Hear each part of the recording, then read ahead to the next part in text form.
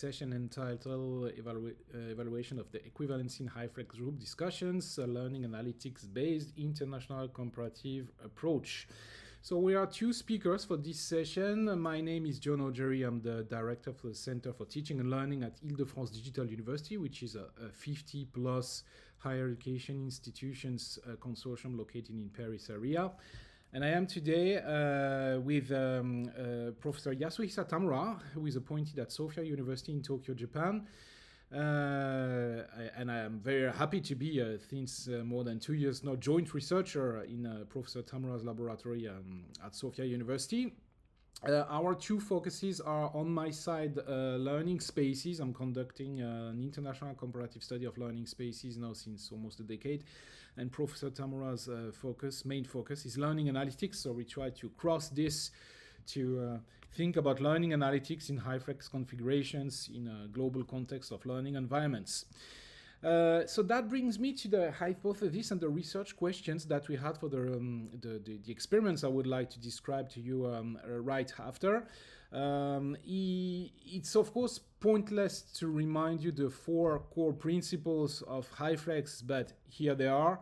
Of course, you know them.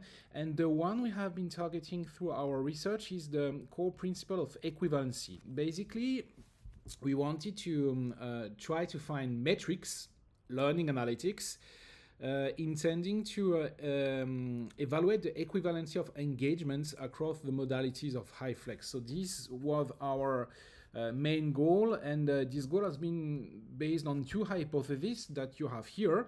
The first one is that it would be possible to evaluate the equivalency of this engagement, especially in the group discussion to be led in HyFlex configurations, by analyzing the U-turns, basically analyzing the duration and the number of participants' speeches. That was our first hypothesis. The second hypothesis that we had basically was that there could be differences between countries in which those experiments, those activities could be led. It's basically a cross-cultural approach that we had for this second hypothesis. So that brings me to the framework of the experiments that we have been running. So those experiments first have been run on November and December 2024. And we had for them 3 main parameters. The first one is I mentioned it just 1 minute ago.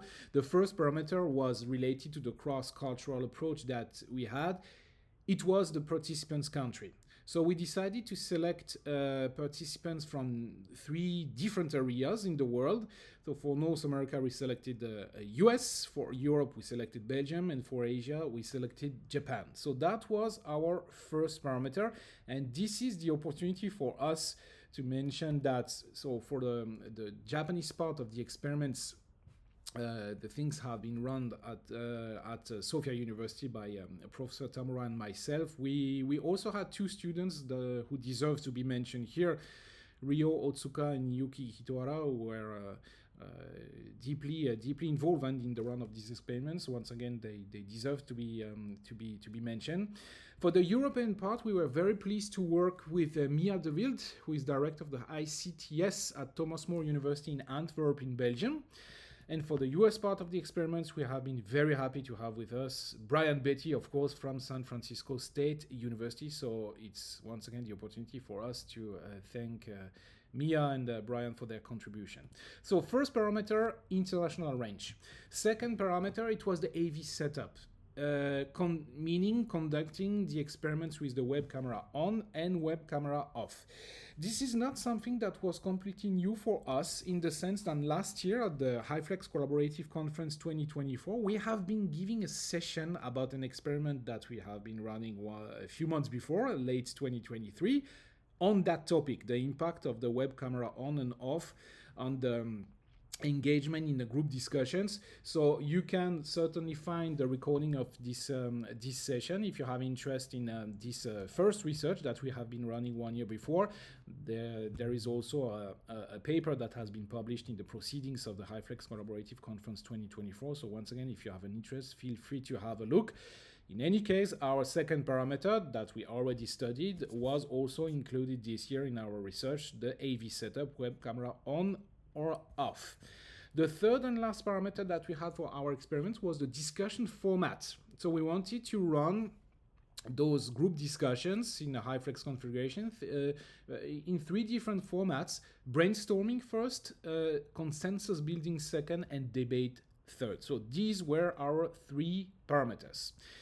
So basically, if we combine all of them, it was meaning for us that we had experimental conditions to study, and basically for each country we had 6 experimental conditions, 3 discussion formats, 2 AV setup, webcam on and off, so 3 formats, webcam on and off. We had 6 experimental conditions for each of these countries in which we have been running our experiments.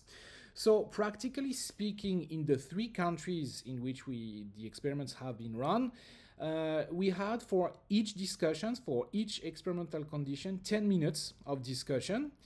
And those discussions were organized with a group of 4 participants, 2 of them in a face-to-face situation, the 2 other ones in a real or simulated remote attendance situation, meaning being really connected online from wherever they wanted, or being located in a room, another room next to the ones where we had a face-to-face situation. So 2 face-to-face and 2 remote students, a group of 4 students for those experiments of 10 minutes for each experimental conditions.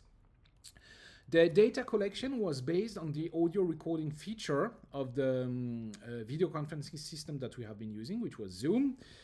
We conducted the first analysis of the utterance and the number of turn takings on the base of those audio recordings. Especially, we have been using a system which is called HyLabel for this. And finally, from this analysis, we could have some graphs showing the quantitative approach that we wanted to have for the evaluation of this equivalency, which is the focus of our research. So let me now switch to the results that we had and the first conclusions we could get from this research. First, I was talking about graphs just before. Our basic material was this kind of graph. So for instance, here you have on the x-axis the participants. Okay, so you had 2 face-to-face participants here, 2 remote participants there. Okay, and on the y-axis you have the utterance, meaning the amount of speech that we wanted to evaluate through our analysis. So this is for one 10-minute session, and as I said, we had 6 experimental conditions, so we had 6 of those graphs. So once again, here with the AV setup, webcam on, webcam off, and for the 3 discussion formats, as I explained before, brainstorming, consensus building, and debate. 6 graphs for each country. Of course, we had that for Japan, for Belgium, and for the US. So this was our basic material we have been working on. And on this basic material, we have been especially running statistical tests, Gini index and Levine tests. So let me now give you some key results that we had from all this. First, results about the speaking time distribution. For this, we have been using this graph, which is showing the results of a Gini index that we applied for each of the 3 countries.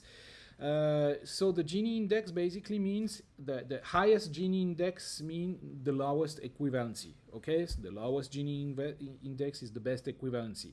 So what this graph is showing us is that Japan by far has the most unequal distribution of the speaking time. This was a very significant result that we had about the speaking time distribution. Second result, I would like to share with you the impact of the camera on the speaking time distribution, so the famous camera on and off. So for this, we had this Levine test that we have been running on the 3 countries, the p-values, which is the result of this Levine test. And it shows us that for Japan and Belgium, there wasn't any significant difference in the speaking time distribution with camera on and off for the same format of discussion. However, we had a significant difference for the US between camera on and off. Once again, US clearly were the only ones to show this difference of this distribution of speaking time depending of the AV setup. And so we decided for US and to dig a little bit more in this significant difference to run a Gini index between camera on and off, and it showed us that for the US basically we had a better equivalency if the camera was off. Okay, for the US, if the camera was off, we have a better equivalency than with camera on. Let's now move to the impact of the format, so the discussion format on the speaking time distribution. So here again, we have been running a Levine test. You had the p-values for the 3 countries here. It showed us that there wasn't any significant difference in the distribution of the speaking time between the discussion formats. So regardless the formats you're going to choose, it's not going to have a very significant difference in terms of discussion formats between in the three countries. We still about the impact on the format. Now we wanted to see that you wanted to study this impact on the turn taking. So how many times the people will take the speech. And for this, we have been using this kind of graph here, in which you have on the x-axis the discussion format, so BS, CB, DB, meaning brainstorming, consensus building, and debate. On the y-axis, you have the number of turn takings. This is for one country. We did those graphs for 3 countries, of course, and a few lessons that we had. First, that US are showing the highest number by far of turn takes, and this regardless of the format of the discussion. So by far, US have the highest number of turn takes. That was the first lesson. Another lesson that we had is that for the 3 countries, debate is the format in which we had the lowest number of turn takes. And once again, regardless of the country, for the 3 countries, debate was the format in which we had the lowest number of turn takes. So these are few of the results that we could get from these experiments led in October and November 2024. Of course, you will get more details in the paper, which will be published in the proceedings of the conference. But let me now finish by some few words about the future work and the perspectives that Professor Tamura and myself see for this research. First, the question of the qualitative approach. I mentioned at the beginning that the approach that we had for the experiments I just presented to you was quantitative. There could be also a question of qualitative approach. So this is actually something which is a perspective for us, but which is already also a kind of reality, because we have been running in 2024, beside the quantitative approach, a first qualitative approach in terms of content analysis. Okay, so not only seeing the amount of speech, but what the people are saying during these speeches. So this is something we began to do, and it's something which is still a perspective of continuation for us. First point. Second point is the opportunity to extend our international range. As you have seen, we had 3 countries, basically 3 territories for this first round of experiments: Asia, Europe, and North America, so with Japan, Belgium, and United States. We have in mind actually to consider this an extension of the range to extend also the cross-cultural approach that we have for this research. And this is the opportunity for us to tell you that if you have interest in this research, please feel free to contact us if you want to get more details, of course, but also if you are considering to be involved in the next round of experiment, especially through this extension of the international range that we will have. So for this, let me finish with the way you can contact us. So you have here my email address. You can use the QR code to directly access it. And on the right, you have my LinkedIn account, also with a QR code. Both of those solutions are perfectly fine to contact me. Once again, Professor Tamura and myself are will be very keen to answer all the questions you had about these experiments. And once again, if you have an idea to get engaged with us next round, please feel free to contact us. Thank you very much for your attention.